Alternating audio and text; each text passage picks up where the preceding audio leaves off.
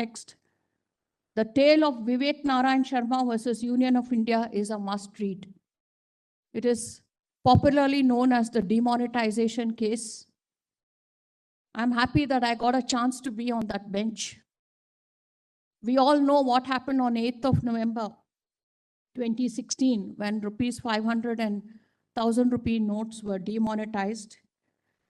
The interesting aspect is that in the Indian economy of that time, and more so even now, 500 rupees and 1000 rupee notes comprised of 86% of the currency. If you see from the common man's point of view, 1 rupee, the note 1 rupee is issued by the central government. 2 rupees, 5 rupees, 10 rupees, 20 rupees, 50 rupees, 100 rupees are the other currency notes which are issued by the Reserve Bank of India. But 86% of the currency was 500 rupees and 1000 rupee notes, which I thought the central government lost sight of while demonetizing 86% of the currency. Imagine a laborer who went to work those days, who was given a 500 rupee note or a 1000 rupee note at the end of the day. He had to go and get that note exchanged before he could go to the grocer's shop to buy the daily essentials. And the other aspect is 98% of the demonetized currency came back to the Reserve Bank. So where were we heading towards what is called the black money eradication? I thought it was a way of converting black money into white money by this demonetization, because firstly 86% of the currency was demonetized and 98% of that currency became white money. All the unaccounted money went back to the bank. Therefore, I thought it was a good way of getting unaccounted cash accounted thereafter. But what has happened after that with regard to the income tax proceedings, etc., we don't know. And therefore, this common man's predicament really stirred me. And therefore, I had to dissent. More of that from the panelists. I don't like to go on speaking about it.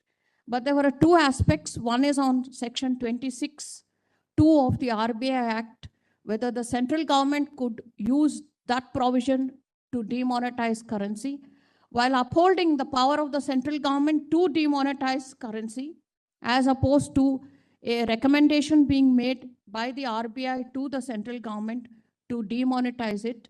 I, however, held that the manner in which it was done was not correct, and there was no decision-making process which was in accordance with law. The arbitrariness of it, the non-exercise of discretion, the consultative process being absent, the haste with which it was done. I'm not sure. Some people say that even the finance minister of the day did not know about it. This is only what I hear. Nobody knows about it. But the communication went on one evening and the demonetization happened on the next evening. If really India wanted to go from paper currency to plastic currency, surely demonetization of currency was not also a reason for that, I thought. More of that in the discussions. A day after BV Nagarathna was Kaushal Kishore on the very next day. The reason for these consecutive days was because Justice Nazir, who was heading the bench, was retiring, and therefore we had to pronounce these cases immediately after the winter vacation.